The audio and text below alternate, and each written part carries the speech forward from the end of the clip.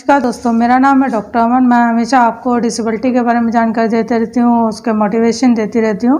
और disable person के बारे में कोई भी नई जानकारी आती है तो वो आपको सबसे पहले दे देती हूँ। तो आज जो हमारा टॉपिक है वो है batch marks. Batch mark disability, यानी कि बैच मार्क का मतलब क्या होता है और बैच मार्क कहाँ यूज़ होता है, किसके लिए यूज़ होता है और हमारे डिसेबल पर्सनस के लिए कितना बेनिफिट है। तो आज का टॉपिक इसी पे हम शुरू करेंगे और आपको इसके बारे में प्रॉपर जानकारी दूंगी कि बैच मार्क कहाँ से शुरू हुआ और किस लिए बैच मार्क डिसेबिलिटी आपने देखी होगी कि कोई भी अखबार में जॉब से रिलेटेड या कोई एडवर्टाइजमेंट निकलती है, उसमें बैच मार्क दिया जाता है कि बैच मार्क डिसेबिलिटी, कि उसमें एडवर्टाइजमेंट जॉब के लिए होगी, पेंशन्स के लिए होगी, डिसेबिलिटी सर्टिफिकेट के लिए होगी। हर जगह पे बैच मार्क नाम का एक शब्द यूज़ किया जाता है कि आखिर ये बैच मार्क है क्या। तो ये बैच मार्क क्या है, इसके बारे में आपको बता रही हूँ कि बैच मार्क क्यों यूज़ होता है, हमेशा ये डिसेबल पर्सनस के लिए ही क्यों यूज़ होता है। अधिकतर हमारे जहाँ पे हम नौकरियाँ करते हैं या हम कभी रिटायर हो जाते हैं, रिटायर होने के बाद हमारा पेंशन्स का पैसा होता है, डिसेबल पर्सन का पैसा होता है, या डिसेबल पर्सन को नौकरी लगने का, पढ़ाई का, एजुकेशन सेक्टर में, यूनिवर्सिटीज़ में, कॉलेज में, जॉब में, डिग्रीज़ में, हर जगह पे उसको बैच मार्क के लिए ज़रूरी होती है। तो ये आखिर ये बैच मार्क क्यों ज़रूरी है इतना, तो इस बैच मार्क का पैमाना क्या है, मापने का तरीका क्या है, तो यही आज बता रहे हैं आपको।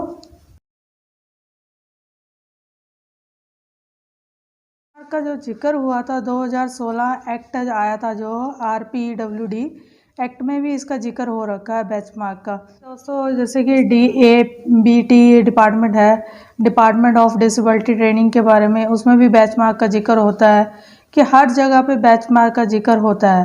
और साथ में मैं बताती हूँ कि जब भी आप UGC, net, bank, UPSC exams, अपने क्वालिफिकेशंस के लिए, बैंक में जाने के लिए, बैंकिंग लाइन में जाने के लिए, या इवन तो आप अपना वीज़ा बनवाने जाते हो या अपना पासपोर्ट बनवाते हो, तो उसमें भी बैच मार्क यूज़ होता है। जितनी भी आज की सरकारी संस्थाएं हैं, जितना भी रिजर्वेशंस है, सारा कुछ में बैच मार्क आपको यूज़ कर मिलता है। और डिसेबिलिटी के बारे में आपको बैच मार्क देना ज़रूरी होता है।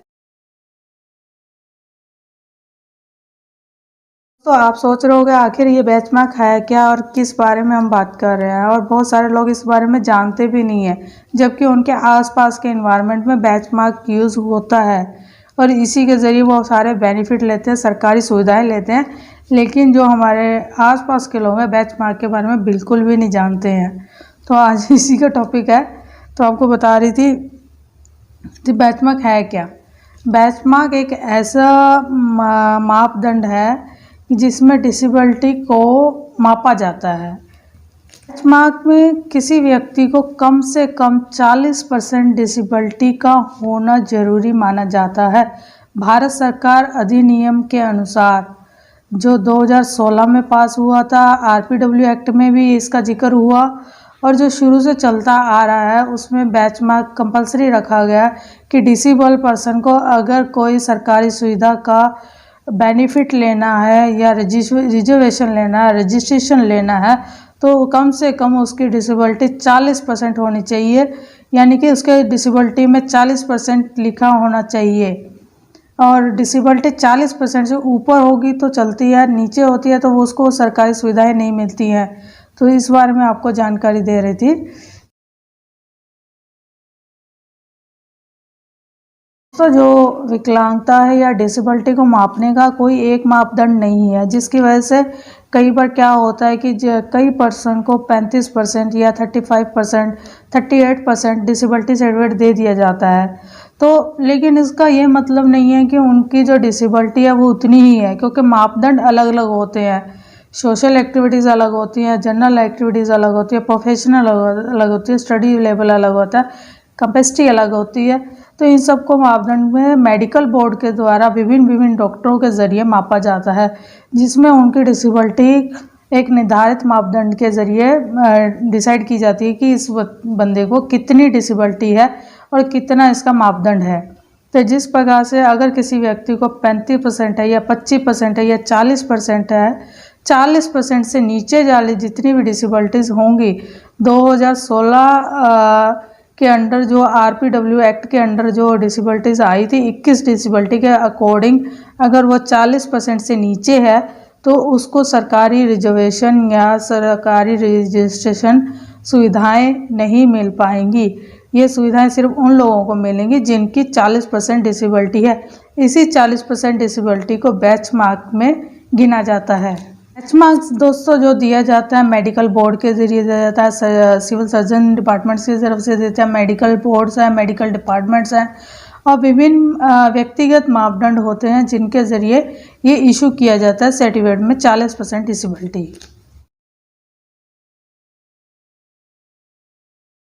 जैसे ही आपको 40% डिसेबिलिटी का सर्टिफिकेट मिल जाता है तो आप इसमें सरकारी जितनी भी स्कीम्स हैं, जितनी भी सुविधाएं हैं, पेंशन्स हैं या जॉब्स हैं, आप उसको प्राप्त कर सकते हो। लेकिन इसके साथ ही आपको एक आज पॉजिटिव एक मैसेज है कि कई लोग क्या करते हैं, उनका अंगूठा कट जाता है या हल्की सी आप थोड़ा लंगड़ा के चल रहे हो या थोड़ा सा आपको कोई कहीं से हल्की सी कट लग गया, अंगूठा कट चुका है, तो वो क्या करते हैं, वो भी डिसेबिलिटी की लाइन में लग जाते हैं। यानी कि वो भी कहीं ना कहीं इस तरह के तरीक़ों से रजिस्ट्रेशन करवा लेते हैं, अपना डिसेबल सर्टिफिकेट बनवा लेते हैं। लेकिन वो क्या करते हैं, जो डिसेबल पर्सन का जो राइट्स होता है उसको वो मार देते हैं। इसमें क्या होता है कि वो एक ऐसे बंदे का हक मार रहे हैं जिसको सबसे ज़्यादा नीड है। वो क्या करते हैं कि एक थोड़ा सा अंगूठा क्या कटा, उन्होंने 40% से ज़्यादा 80% का सर्टिफिकेट ले लिया। ये 80% का सर्टिफिकेट आया कहाँ से? आप देखना आपके आसपास वाले एनवायरनमेंट में ऐसे बहुत सारे लोग मिलेंगे जो 80% का सर्टिफिकेट लेके बैठे होंगे, लेकिन उनकी डिसेबिलिटी देखने के हिसाब से वो इतनी डिसेबिलिटी नहीं है। तो ये सर्टिफिकेट बना कैसे? इससे आपको पता लगेगा कि आपके जो मेडिकल डिपार्टमेंट्स में या सर्टिफिकेट इशू करने के डिपार्टमेंट में जहाँ से उसने सर्टिफिकेट्स बने हैं वहाँ पे कुछ ना कुछ करप्शन हुआ या भ्रष्टाचार हुआ तो वो सर्टिफिकेट वहाँ से बना है। कई लोग अपनी जान पहचान का ज़्यादा फ़ायदा उठाते हैं, उसमें वो अपना सर्टिफिकेट बनवा लेते हैं कि नहीं इसका 38 बन रहा है तो नहीं भाई आप इसका 50 बना दीजिए ताकि इसको जॉब मिल सके। देखिए अगर आप ये डिसेबिलिटी होती क्या है? डिसेबिलिटी वो है जो आपके सामाजिक कार्य में आपको करने से रोक सकती है, जिससे आपका सामाजिक कार्य आप नहीं कर पा रहे, सामाजिक जीवन में आपको दिक्कत हो रही है, आप आर्थिक आय में कमज़ोर हैं, तो वो डिसेबिलिटी है। सिर्फ एक अंगूठा कटने की वजह से, एक थोड़ी सी डिसेबिलिटी आने की वजह से आप उस किसी ऐसे बंदे का हक ले रहे हो जो बेचारा सोसाइटी में आगे नहीं आ सकता। तो उस सोसाइटी में आगे ना आने की वजह से वो तो पिछड़ गया। अगर वो पिछड़ गया तो फिर इसमें आपको क्या बेनिफिट हुआ? आपने तो उसका हक मार लिया। इसी तरह से थोड़ा सा आप ध्यान दीजिए कि अगर इस तरह का कोई करप्शन हो रहा है तो उसको रोकिए। अगर आपके पास कोई इस तरह का सर्टिफिकेट लेके आता है तो आप उसको रोकिए कि भाई आपका ये बनता नहीं है, आप इसकी पूर्ण जांच कराइए और उसको दोबारा से सर्टिफिकेट इशू करवाने के लिए बोलिए। और मेडिकल बोर्ड में वो दोबारा जाएगा तो वहाँ पे उसकी करेक्ट डिसेबिलिटी आपके सामने आएगी और आपको दी जाएगी।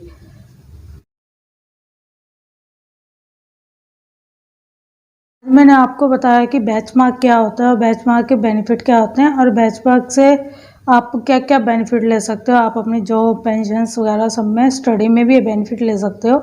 और आजकल तो अपने जो सर्टिफिकेट बन रहे हैं, UDID कार्ड बन रहे हैं, डिसेबिलिटी सर्टिफिकेट बन रहे हैं, वो ऑनलाइन बन रहे हैं। तो मेरा जो आने वाला जो वीडियो होगा मैं आपको ऑनलाइन सर्टिफिकेट बनाना सिखाऊंगी कि वो कैसे बनता है और किस तरह से बनता है और कहाँ पे आपको कौन सी वेबसाइट पे उसको लॉगिन करना और कहाँ पे उसको अपना पे सर्टिफिकेट बनाना, ताकि आप घर बैठ के अपना सर्टिफिकेट बना लीजिए और ये ना हो कि आप फिर से किसी करप्शन में आ जाएं और आपको कोई डॉक्टर या कोई ऐसा डिपार्टमेंट का पर्सन बोले कि आप हमें पैसे दीजिए, हम आपका सर्टिफिकेट बना देते हैं। तो इसके साथ ही डॉक्टर अमन, धन्यवाद।